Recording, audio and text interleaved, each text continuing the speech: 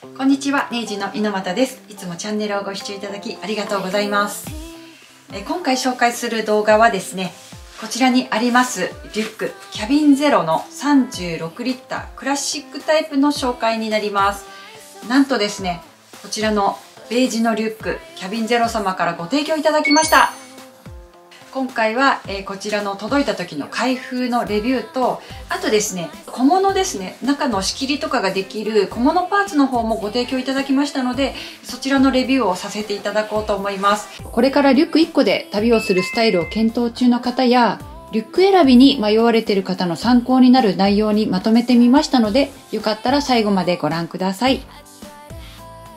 こちらのチャンネルはハンドメイドのセカンドチャンネルとして主に旅動画の方を配信させていただいているチャンネルです。もしねハンドメイドからご覧になられている方がいらっしゃいましたら、ぜひこちらのチャンネルもフォローしていただけると嬉しいです。今回はですね、旅道具としてリュック、旅の持ち物として今回こちらのキャビンゼロの私が愛用しているリュックを紹介したいと思います。それからですね、なんとこのキャビンゼロ様からメールをいただきましてですね、このチャンネル初の案件をいただきました。こんなにね規模の小さな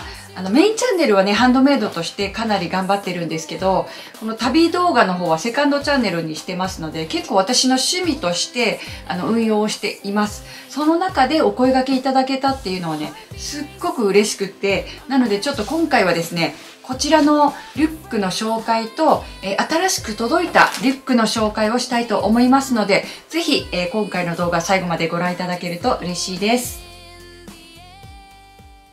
実は私はですね、来年の4月から世界一周旅に行くという計画を立てておりまして、その時はもうね完全にこのリュックで1個で行こうと思っています。でさらに、バスも使ったりとかするので、より身軽になるためにやっぱりこのねサイズのものでコンパクトにまとめられるようにしようと思っています。これまでねスーツケース L サイズ M サイズっていう風に使ってきたんですけど、その時はやっぱり布の仕入れとかも考えて半分空きスペースを作って旅をしてきたんですね。なんですけれども2週間の旅でリュックを使ってみました。それはやっぱり身軽に動きたいっていうことと、あと LCC とかを使う場合プラス料金が結構かかるんですよ。なんかそういうねロスをちょっと減らしたい、節約旅をしたいということもあってリュックにしました。で私が一番見ていた YouTuber さんがですね、このキャビンゼロを使ってました。でその方のリュックを見ると44リッターってこれよりね1個上のサイズなんですけれども、ちょっと大きかったんですよ。本当はね大は小を兼ねるというところで大きい方がいいんですけれども、サイズだけでなく詰め込んだ後の荷物の重さの方が重要になってくるんですよね。実際に旅行行く時サイドがどうなってるかっていうとこのぐらいになります。だいたい幅がですね20センチぐらいというふうに、公式の仕様では言われています。で高さは45センチぐらいですね。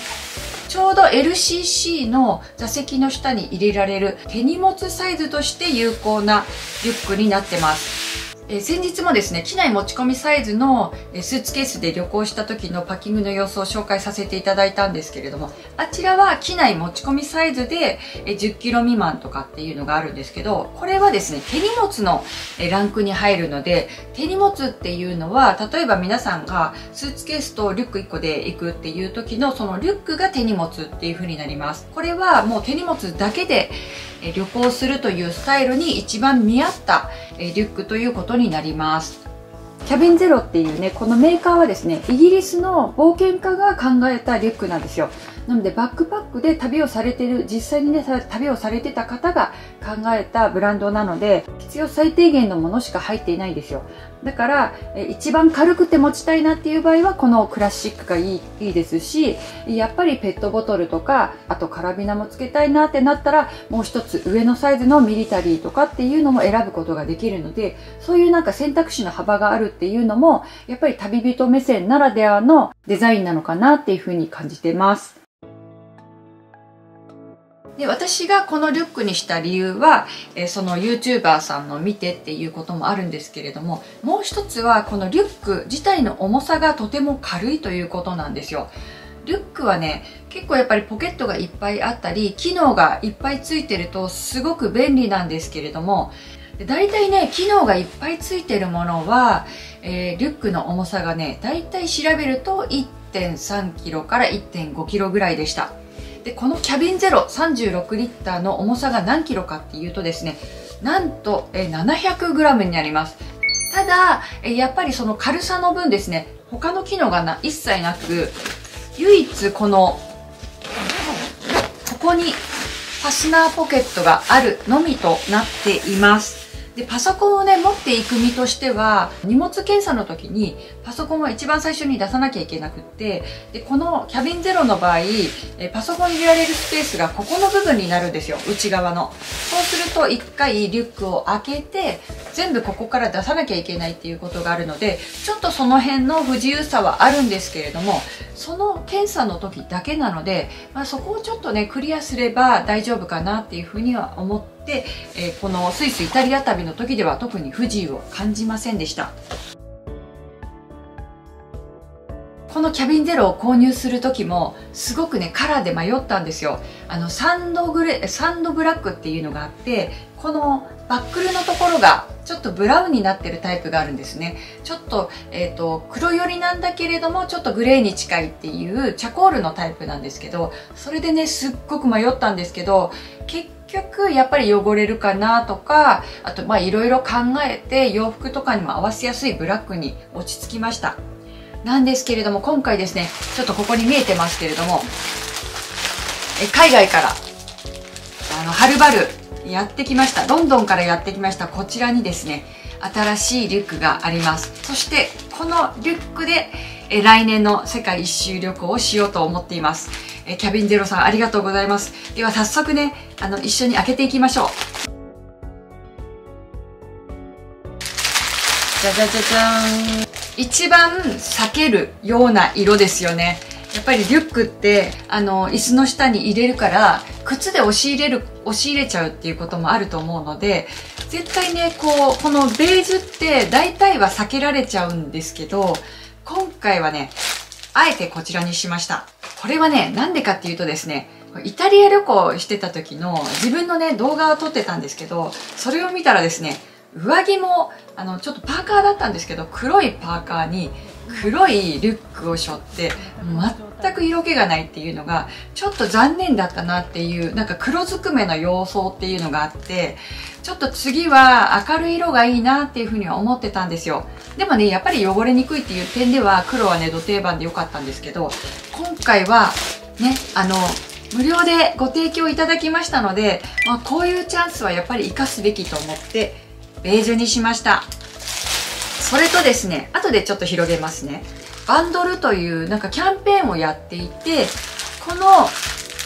小物系がね、キャビンゼロ出てるんですよ。こういう洋服を入れるものとか、あとこれ多分新しく出たんだと思います。すごく薄くて軽いタイプの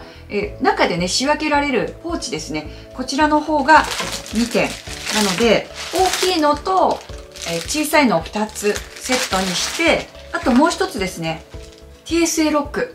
リュックに合わせたオレンジにしました。これも全てカラーが選べてプレゼントしていただきました。本当にありがとうございます。ここからね、しっかりとレビューしていきたいと思います。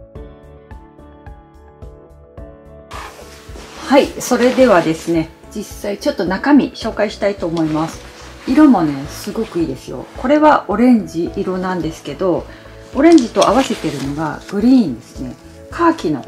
色なんですけど、少し明るめのカーキっていう感じです。そしてこのロゴのところもグリーンとオレンジで、今回この TSA ロックも色もね、合わせてみました。いろんな色があって、ブルーとかもありますよ。で、ここに開けると、この内側が何色って言うんだろうね、これ。ちょっとオレンジ味のかかったボルドーみたいな感じです。すごいおしゃれじゃないですか。ここまではこういう風に色って分かんなかった、知らなかったんで、めちゃくちゃテンション上がりますね。そして中を開けるとこんな感じですね。今さっきちょっと入れてたので、これをちょっと取り出します。はい、色すごく良くないですか。このファスナーも外の色と一緒でグリーンになってますね。めちゃくちゃいい色で、ここのメッシュはグレーの色になってますね。ここも結構小物の仕分けとか、あとサングラスとかちょっとすぐ出したい時に便利な場所ですよ。そしてここのところがパソコンいじられるようなスペースになってます。そして、ここの部分がすごくしっかりしてて、唯一硬いのがここの部分ですね。ここのマチの部分だけ厚みが1センチ以上あるかなっていうぐらい、ここがクッションがしっかりしてるので、結構そこの安定感があります。あとファスナーのところがこうやってカチャッとこう穴のところにこうはまるようになってて、そこがちょうど南京錠を入れられるようになってるんですよ。海外行くと必ずねこの南京錠をつけた方が安心しますので、やっぱ水とかね盗難対策にもなりますので、こうやって差し込んでおくといいです。はい、こんな感じです。であとなんと YKK なんですよね。すごいしっかりとしたファスナーですよ。こんだけ丈夫なファスナーですからね。ハンドメイドでもこんなファスナーなかなか使わないですからね。あとですね、このキャビンゼロのいいところは、昔はですね、イタリアとかもすごく治安が悪くて、リュックとかカバンを切られるっていう事件が多かったんですよ。で、このキャビンゼロのこのリュックの素材はですね、ナイフとか鋭利なもので切られても切れにくい素材を使われているそうです。そういう意味でもね、非常に安心感があります。背中側はこんな感じになってます。ここでもね、グリーンのベルトが使われてて、あと肩のショルダーの部分、メッシュもグリーンなんですよ。すごいこだわりですよね。で、実際に私はブラックで背負ってきましたけれども、このね、幅があるのと、あとクッションがね、結構しっかりしてるので、肩に食い込んでくるような感じもなくって、すごくね、背負いやすかったです。このちょっとくびれてるカーブが何とも言えないですよね。あと、ちょっとね、バッグを作る身として気になったのがですね、結構このバッグのこのテープがね、意外と長いんですよね。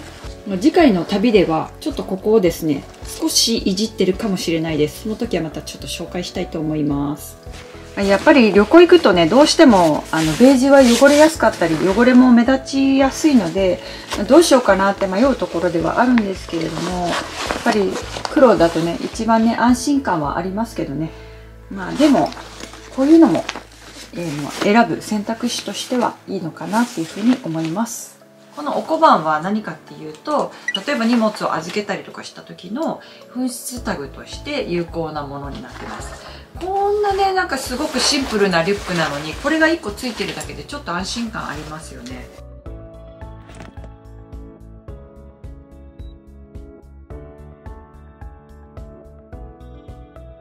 これも早速開けてみたいと思います。はい、メッシュのポーチになります。これ良かったです。中身が見えるようにしました、今回は。これもね、重要なのは重さなんですけれども、これは 85g になりますね。で、こちらのリュックは 700g なので、これで 800g みたいな感じですね。ポーチでもね、結構重さかかりますからね。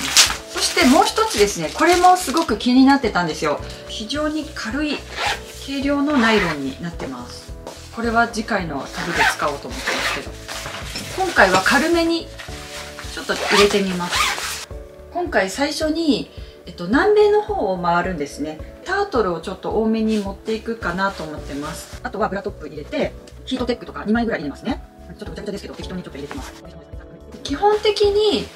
1ヶ月になっても2週間になっても持っていく服は3着で OK っていうふうに思ってて、なので着ていく服と合わせて着替えは3着分。なんですけど、大体ね、私はね、動画を紹介した後に、あと、ちょっと心配性でもう1着足しちゃったりとかするんです。基本的には大体3着あれば十分かなっていうふうに思ってます。スカートもちょっとこれかさばるので、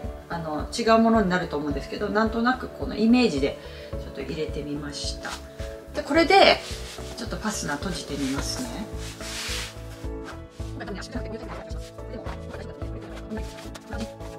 これでだいたい1ヶ月過ごせるって思ったら、今のクローゼットの中は何なんだろうって思っちゃいますよね、普段の生活で。まあでも旅だからね、それができると思うんですけど。こんな感じで、これ詰めた後、入れるとですね、これ L サイズのサイズなんですけど、L サイズをこうグッとここにぴったり収まるように、このキャビンゼロのポーチなのでこの幅に合わせてあるみたいですね。なんか綺麗に整理整頓できていいですね、気持ちよくて。そしてこれもちょっと中入れてみた感じで、これもすごく薄い素材の、めちゃくちゃ軽いですよこれ。薄い素材のポーチですね。これがこうやって縦にも入れられる感じ。これが2つ分入るんですけど、ガジェット系をこのポーチの中に入れたりして、縦に入ります。で、持ち手もついてるのですぐ出し入れしやすいですね。こんな感じにして、あとダイソーのメッシュのポーチとかを入れたりとかして、本当なんかポーチ作ろうかなって思ってたんですけど、せっかくなのでこのキャビンゼロさんのこちらのポーチを使おうと思います。なんか開けた時の統一感良くないですかこれ。なのでまずはですね、このリュック1個で行くっていうのをですね、ぜひ試していただきたいです。私も初チャレンジだったんですけど、昨年は。で、リュック1個だと何がいいかっていうと、やっぱり飛行機降りてからそのまますぐ出国手続きができることなんですよね。スーツケースのピックアップがない分、ロスタイムも全然ないんですよ。で、あと、特にベネツィアとかはタクシーとかが水上バスだったりとかしたので、街中をね、歩いてたんですよね。スーツケースだったら大変だったなっていう、場面もすごく多く見てきました。ということで、今回、ご提供いただきましたので、なるべくね、皆様に伝わるように紹介をさせていただいたつもりなんですけれども、いかがだったでしょうか。もし、こちらね、リュック、多分ね、私もいろいろ悩んだので、いろんなリュック見られて、今回の私の動画の方にたどり着いた方もいらっしゃると思うんですけれども、皆様のこのスタイルに合わせてリュックのデザインっていうのは変わってくると思うので、ぜひ今回の動画も参考にしていただけたらと思います。はい。で、パソコンなければね、だいぶ軽くいけるんですけどね、次回もやっぱりパソコンは持っていくことになりそうなんですけれども、ちょっと娘のを借りてですね、一番軽いタイプのパソコンを持っていこうかなとも思ってます。次回の旅はこんな感じで一人旅してこようと思ってます。結構私はね、身長160センチなんですけど、ちょうどいいサイズ感かなっていうふうに思ってます。それでは最後にキャビンゼロの公式サイトの方を紹介したいと思います。こちらにはですね、日本で販売されていないようなカラー展開とかも確認することができるので、ぜひAmazon とかでね、購入される前に公式サイトもね、ご覧いただけるといいかなっていうふうに思います。で、今回はですね、このバンドルというところからご提供いただきました。で、バンドルっていうのは何かっていうと、例えばこのリュックと一緒にですね、セットに使うと便利ですよっていうものがアイテムとしてセットになってます。で、私が選んだのはこの一番下の方ですね、成分 20% っていうものになってるんですけれども、ここの中からバックパックを一つ選んで、先ほど紹介したポーチ類を選んでおります。こんな感じでいろいろ種類が選べますので、この中からカートの方に追加していくような感じになります。今回紹介したクラシックのバックパックのサイズ展開を紹介します。こちらはですね、28リッター、36リッター、44リッターとあります。カラー展開はね、あんまり変わんない感じはしますけれども、やっぱり一番多いのはこの36、44リッタータイプじゃないかなっていうふうに思います。まず今回紹介した36リッタータイプの仕様なんですけれども、今キャンペーンやってますのでね、ぜひチェックしてみてくださいね。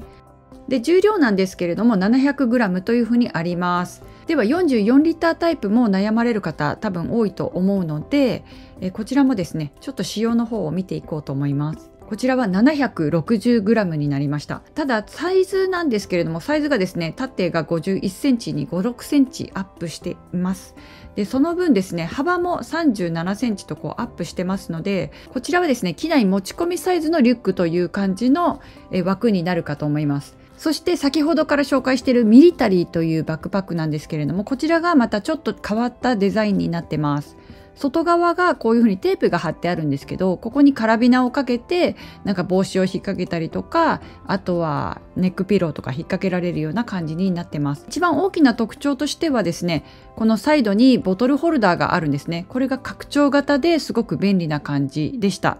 なんですけれども、ここ以外に他にちょっと機能としては、あと、お腹にベルトがついている程度だったので、今回はクラシックのタイプにしました。あとですね、こちらはですね、カラー展開が非常にね、少ないんですよね。このミリタリーの重量なんですけれども、クラシックと比べると 300g アップして 1025g になってます。あと寸法もですね、若干変更になってますね。やっぱりボトルホルダーがついたりとか、あとベルトがつく分少し重さがアップするような印象です。で、実際にですね、こういう風に試された方のこのね、ショート動画がたくさん出てるんですよ。これが非常にね、分かりやすくって安心感がありました。世界一周では LCC を利用しますので、また使い終わった後はレビューもね、しっかりしていきたいと思ってます。それから一番安心なのは、このね、生涯限定保証ポリシーっていう生涯保証がついてるんですよね。ただやっぱり劣化によるものだったりとか、あと故意に壊れちゃったものっていうのは保証されないんですけれども、何かあった際はですね、こういう保証請求ができるというところも、なんかやっぱり海外のものだとちょっと不安な部分があると思うんですけれども、こういうところがですね、安心して利用できる点かなっていうふうに思います。はい、ということでいかがだったでしょうか。今回は、キャビンゼロクラシック36リッターサイズを紹介させていただきました。こちらはセブサンズというカラーになります。ちょっとしたオレンジとグリーンが好きな方はきっと気に入っていただけるんじゃないかと思います。で、色配色も結構画像で見てるよりとっても良かったので、今回の動画じっくり見ていただいて、カラーをね選ぶ際の参考にしていただけたらと思います。ブラックとねベージュと2種類になりましたけれども、ちょっとシチュエーションに合わせて切り替えて使ってみようかなっていうふうにも思います。かわいいよね。普段使いにも良さそうですよ。では最後までご視聴いただきましてありがとうございました。この後ですね、アブダビの旅が始まりますので、ぜひそちらの動画の方もご覧いただけたらと思います。